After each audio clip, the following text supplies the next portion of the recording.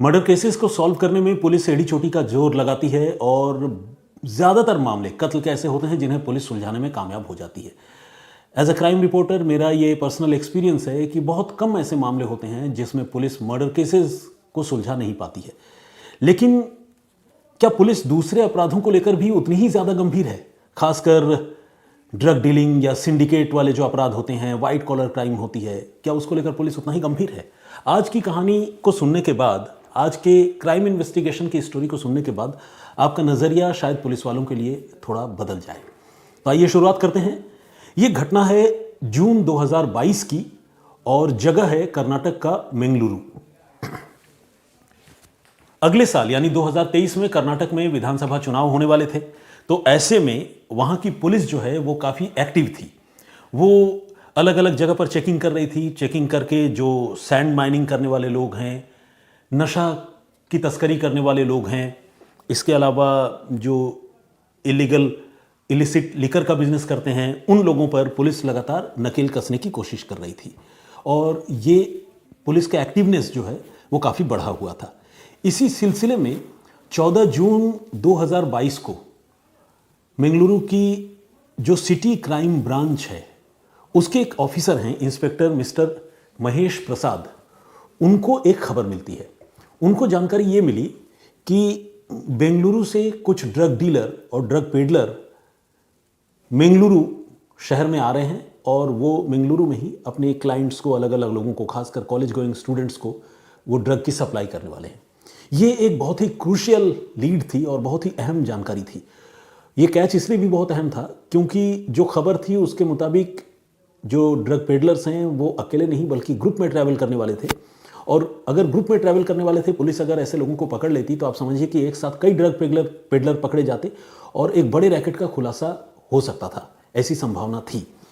तो जब city crime branch को ये इंफॉर्मेशन मिली तो इंस्पेक्टर महेश प्रसाद जो है वो पूरी तरह से एक्टिव हो गए और उन्होंने जाल बिछाना शुरू किया कि इस ग्रुप को मुझे पकड़ना ही है।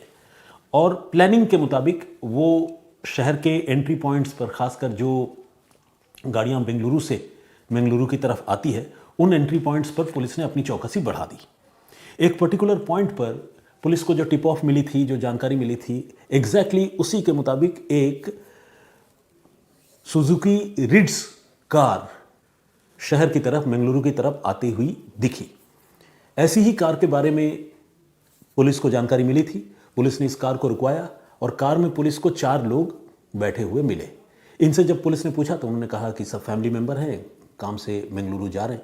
लेकिन चूंकि पुलिस को शक था तो पुलिस ने कार को किनारे लगवाया और कार की तलाशी लेने की शुरुआत की। और आपको जानकर हैरानी होगी कि इस कार से 6 लाख रुपए का MDMA drug, 6 mobile phone, 5 glass यानी शीशे के ट्यूब और वेइंग मशीन, छोटा वेइंग मशीन जिसमें ड्रग तौल कर, वजन कर उसको बेचा जाता है, ये सारी चीज़ें उस कार से पुलिस ने रिकवर की। अब जाहिर है जिनके कार से ये चीज़ें रिकवर हुई वो लोग कोई दूध के धुले तो हो नहीं सकते थे। ये वही ड्रग पेडलर थे जिनकी पुलिस को तलाश थी। और पुलिस ने फाइनली जो 4 लोग उस गाड़ी में बैठे हुए थे उन 4 को पुलिस ने पकड़ लिया, दबोच लिया। इन 4 लोगों में एक का नाम है मोहम्मद रमीज़, दूसरे का नाम है मोइद्दीन रशीद, तीसरे का नाम है अब्दुल रऊफ़ और चौथे का नाम है सबिता। इनमें मोहम्मद रमीज़ का ताल्लुक केरल से है जबकि सबिता तमिलनाडु की है। तो 3 मेल मेंबर थे और एक फीमेल थी जो इस गाड़ी में सवार थे। इनसे जब पूछताछ हुई तो एक नया खुलासा हुआ। ये क्लियर हुआ कि ये सारे लोग एक ड्रग सिंडिकेट के लिए काम करते हैं और ड्रग पेडलर्स की तरह जो है ड्रग के धंधे में जुड़े हुए हैं। अलग अलग क्लाइंट्स को, लोगों को ये ड्रग की सप्लाई किया करते हैं। तो जो ड्रग इनके पास से बरामद हुई थी वो एक सिंथेटिक ड्रग है जिसका नाम है मेथाम्फेटामाइन, जिसको शॉर्ट फॉर्म में कहते हैं MDMA। और ये बहुत खतरनाक ड्रग है और नौजवानों के बीच इस ड्रग का काफ़ी ज़्यादा चलन है। तो जब ये ड्रग बरामद हुई और ये लोग पकड़े गए तो फिर इनसे पुलिस ने पूछताछ शुरू की। अब जब रमीज़ की जन्म कुंडली पुलिस ने खंगालनी शुरू की तो पता चला कि रमीज़ जो है वो पुराना बदमाश है, यानी ड्रग्स के मामले में और इलीगल वेपन, हथियारों की तस्करी के मामले में वो पहले भी गिरफ्तार हो चुका है।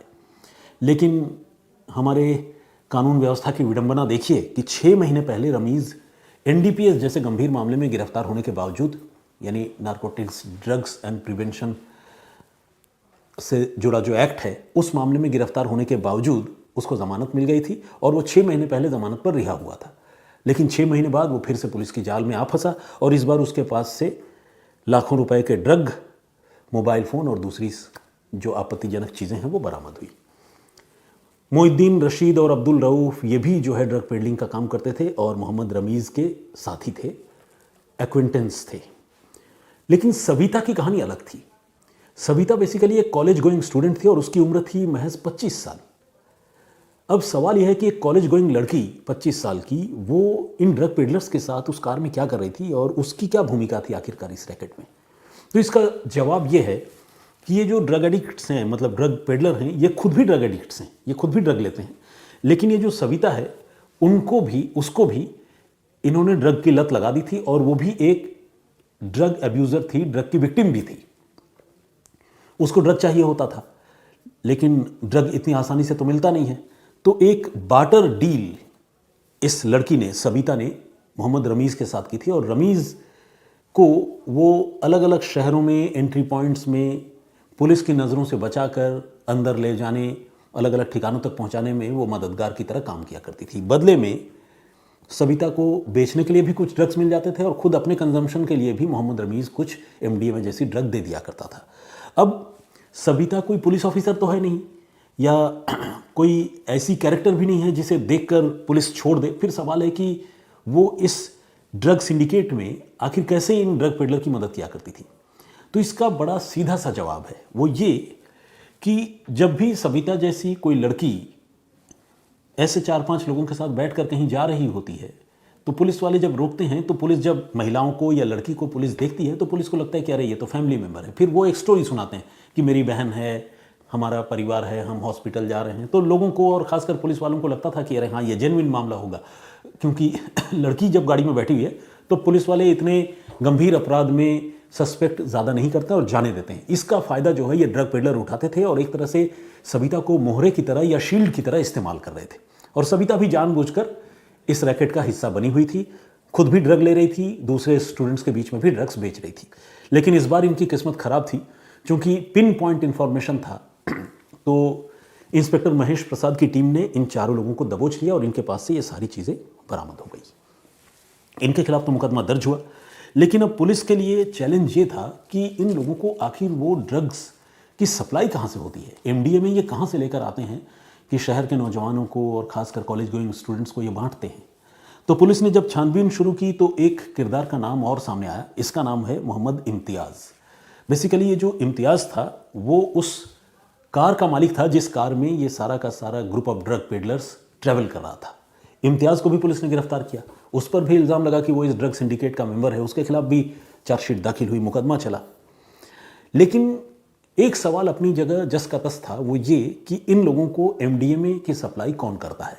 अब मोहम्मद रमीज़ से और बाकी लोगों से पुलिस ने पूछताछ शुरू की। पुलिस ने बहुत सख्ती की और ये भी जानने की कोशिश की कि भाई बताओ तुम कहाँ से लेकर आते हो, कौन सा वो आदमी है, हुलिया क्या है, कैसा दिखता है।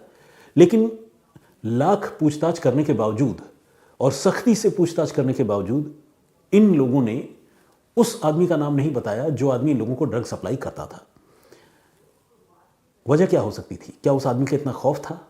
नहीं, खौफ से ज़्यादा वजह यह थी कि वो आदमी जो है वो अपने आप में एक ऐसा सीक्रेट कैरेक्टर था, एक ऐसा छलावा था जिसके बारे में ड्रग पेडलिंग करने वाले इन चारों को भी जानकारी नहीं थी। अब सवाल यह है कि ये चारों लोग ड्रग लेते कैसे थे उससे। तो उसके पीछे एक बड़ी ही पेचीदा और कॉम्प्लिकेटेड स्टोरी है, मतलब पेचीदा ही है, कॉम्प्लिकेटेड है। इस आदमी का नाम है, उस आदमी की पहचान तो पुलिस को भी नहीं पता थी और इन लोगों को भी नहीं पता थी, लेकिन नाम ज़रूर पता था। नाम पता चल गया था पूछताछ करने के क्रम में, तो पता चल गया था कि उसका नाम है लुएल डैनियल जस्टिन बोलो। अब ये लुएल डैनियल जस्टिस बोलो, ये नाम सुनकर आप ये अंदाज़ा लगा सकते हैं कि इसका ताल्लुक या तो गोवा से होगा या फिर हो सकता है कि ये कोई फॉरेन नेशनल हो, क्योंकि ये क्रिश्चियन नेम तो है ही, लेकिन थोड़ा यूनिक क्रिश्चियन नेम भी है, काफ़ी बड़ा नाम है। अब पुलिस मोहम्मद रमीज़ से ये पूछ रही थी कि ये लुएल डैनियल जस्टिस बोलो कहाँ मिलेगा, उसकी कोई तस्वीर, उसका कोई फ़ोन नंबर। तो रमीज़ के पास से जितनी भी जानकारी मिली उसमें पता चला कि इसका फ़ोन नंबर तो रमीज़ के पास है, लेकिन जितने भी फ़ोन नंबर पर पुलिस उसको इंटरसेप्ट करने की कोशिश कर रही थी, रडार पर लगा रही थी, वो सारे के सारे सिम कार्ड या फ़ोन नंबर जो है वो डिफंक्ट हो चुके थे। इससे ये बात क्लियर थी कि लुएल डैनियल जस्टिस बोलो ये फ़ोन का बहुत फ्रीक्वेंटली फ़ोन के सिम कार्ड चेंज किया करता था, यानी अपनी आइडेंटिटी छिपाने के लिए, कंसील करने के लिए ये इस तरह के हथकंडे अपनाया करता था। रमीज़ से पुलिस ने पूछा कि अच्छा हुलिया कैसे बता, तो रमीज़ ने बताया कि आज तक तो मैंने कभी उसे देखा नहीं, उससे मेरी फ़ोन पर ही बात होती है, उसी का फ़ोन आ जाता है, फिर वो कोई पर्टिकुलर लोकेशन बताता है, कोई एक पॉइंट ऐसा बताता है जहाँ पर वो ड्रग का पैकेट रख देता है और हम सारे लोग वहाँ से ड्रग पिक कर लेते हैं, लेकिन और हम पैसे भी उसके बताए हुए जगह पर छोड़ देते हैं, लेकिन आज तक कभी हमारी उससे आमने सामने मुलाकात नहीं हुई।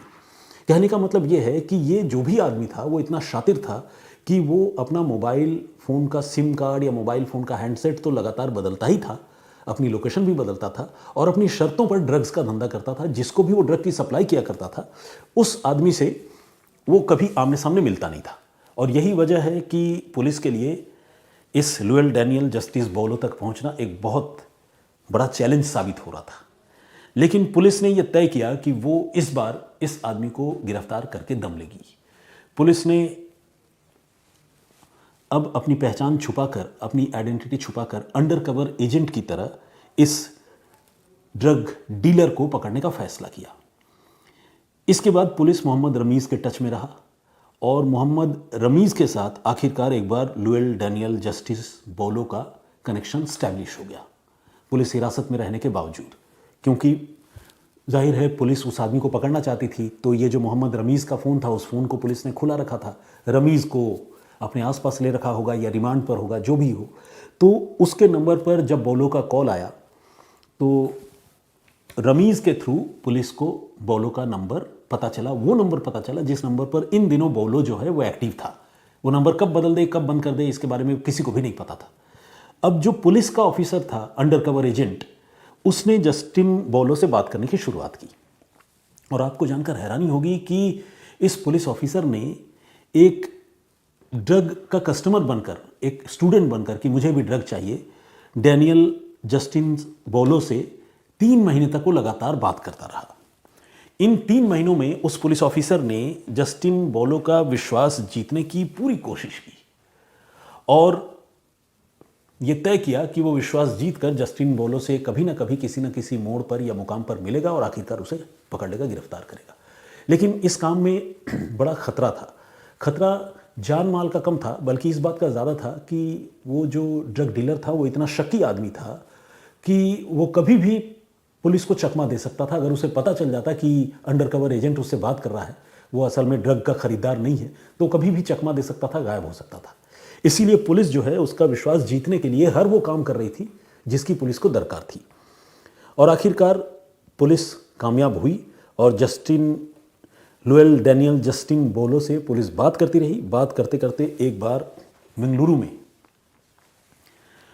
एक पर्टिकुलर पॉइंट पर जस्टिन बोलो से उस अंडरकवर पुलिस ऑफिसर ने बात करके एक मीटिंग फिक्स किया। उसके पीछे भी वजह ये थी कि ये जो पुलिस ऑफिसर था इसने उसको एक चारा डाला, एक जिसे कहते हैं ना एक जाल फेंका। उसको ये बताया कि वो एक बड़ा कंसाइनमेंट लेना चाहता है, कुछ बहुत सीरियस परचेज़र हैं जो ड्रग खरीदना चाहते हैं और बड़ा कंसाइनमेंट वो लेना चाहता है, तो इसलिए उससे बार आमने सामने मुलाकात करना ज़रूरी है। इतने दिनों से किश्तों में थोड़ा थोड़ा हो सकता है पुलिस वालों ने ड्रग्स भी उसके बताए ठिकानों से प्रोक्योर किया हो, क्योंकि उस आदमी को पकड़ना था।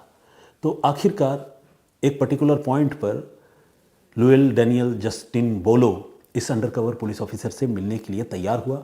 और सच तो यह है कि इस ऑफिसर का कमाल यह है कि इतने ड्रग पेडलर जो है उस आदमी से अब तक मिल नहीं पाए, लेकिन इस पुलिस ऑफिसर ने उसका विश्वास ऐसे जीता कि वो मिलने के लिए तैयार हो गया। और एग्जैक्टली जो जून के महीने में 4 लोग गिरफ्तार हुए थे, उसके 3 महीने बाद 20 सितंबर 2022 को पुलिस जो है इस आदमी को पकड़ने में कामयाब हो गई। ये एक फॉरेन नेशनल है जो वहीं बेंगलुरु में और मंगलुरु में, इन दोनों शहरों के बीच में ट्रैवल करता था और मेथाम्फेटामाइन जो है वो प्रोड्यूस करके सिंथेटिक ड्रग वो इनको अलग अलग लोगों को बेचा करता था। ऐसे कई मामले पहले सामने आए हैं जिसमें अलग अलग केमिकल कॉम्पोजिशन से इस तरह के ड्रग्स बनाने की फैक्ट्रियों का पता चला है। ये इतने ख़तरनाक लोग होते हैं कि ये पोर्टेबल फैक्ट्री भी चलाते हैं, यानी कोई छोटी सी गाड़ी, जैसे आपने देखा होगा ना फूड कार्ट जैसा होता है, उस तरह का कोई छोटा सा कार्ट ले लेते हैं और अलग अलग जगहों पर ट्रैवल करके कहीं पर रुक के वो ड्रग बनाते रहते हैं और उसको बेचते हैं। तो ये जस्टिन बोलो भी इस तरह का काम किया करता था। फाइनली पुलिस ने इसको पकड़ा और इसके पास से ड्रग की एक अच्छी खासी खेप पुलिस ने बरामद की। इसका जो CDR था, कॉल डिटेल रिकॉर्ड, अलग अलग सिम कार्ड का इस्तेमाल ये करता था। फिर इलेक्ट्रॉनिक तरीके से इसने जो भी रुपए पैसे ट्रांसफ़र किए थे मोहम्मद रमीज़, मोइनुद्दीन रशीद, अब्दुल रऊफ़ के बीच जो ट्रांजैक्शन हुआ था उसकी डिटेल पुलिस ने निकलवाई। आगे जिन जिन लोगों को ये ड्रग्स की सप्लाई किया करते थे, लास्ट चीन तक पुलिस पहुंची, यानी जो इसके कंज्यूमर थे उन तक भी पुलिस पहुंची। और ये जो मेन ड्रग डीलर था लुएल डैनियल, उसको तो पुलिस ने पकड़ ही लिया था। तो एक तरह से देखा जाए तो पुलिस ने कड़ी मशक्क़त के बाद 3 महीने के बाद इस पूरे ड्रग कार्टेल को पुलिस ने बेनकाब कर दिया और इसके लिए अंडरकवर एजेंट बनकर पुलिस ने काम किया। इसका अच्छा रिजल्ट, अच्छा फल सामने देखने को मिला। पिछले साल यानी 2025 को 6 दिसंबर के रोज़ बेंगलुरु के डिस्ट्रिक्ट कोर्ट ने इस मामले में लुएल डैनियल, जस्टिस बोलो से लेकर बाकी के जो आरोपी हैं, इन सभी आरोपियों को 12 से 14 साल की कड़ी सज़ा सुनाई और फिलहाल ये सारे लोग जेल में हैं। बस एक आदमी जो मोहम्मद इम्तियाज़ है, कार का मालिक, उसका जुर्म पुलिस साबित नहीं कर सकी। यानी पुलिस ये साबित नहीं कर सकी कि उसने नोइंगली ये कार मोहम्मद रमीज़ और बाकी लोगों को दी थी कि वो इस कार में ड्रग की डीलिंग या ड्रग ट्रांसपोर्टेशन का काम करे। तो इसलिए कार मालिक को तो कोर्ट ने बरी कर दिया, छोड़ दिया, लेकिन बाकी के जो 5 लोग हैं इंक्लूडिंग बोलो और बाकी मोहम्मद रमीज़ एंड कंपनी, इनको पुलिस ने इनके खिलाफ चार्जशीट दाखिल किया और इन सारे लोगों को कोर्ट ने कड़ी सज़ा दी। तो ये था पूरा घटनाक्रम, ये थी पूरी कहानी जिसमें पुलिस के शानदार इन्वेस्टिगेशन की झलक आप देख सकते हैं। और पुलिस वाले कई बार कितनी सीरियसली और कितनी सिंसियरली किसी मामले को क्रैक करने की कोशिश करते हैं और जब उसमें कामयाबी मिलती है तो जाहिर सी बात है उनको कितना जॉब सेटिस्फेक्शन मिलता होगा। आप सोचिए, एज अ सिटीज़न हम लोगों को जब ये बात सुनकर अच्छा लगता है तो उनको तो एक अच्छी फीलिंग होती ही होगी। तो खैर, ये थी पूरी कहानी। इस पर आपकी राय क्या है प्लीज़ कमेंट करके ज़रूर बताइए।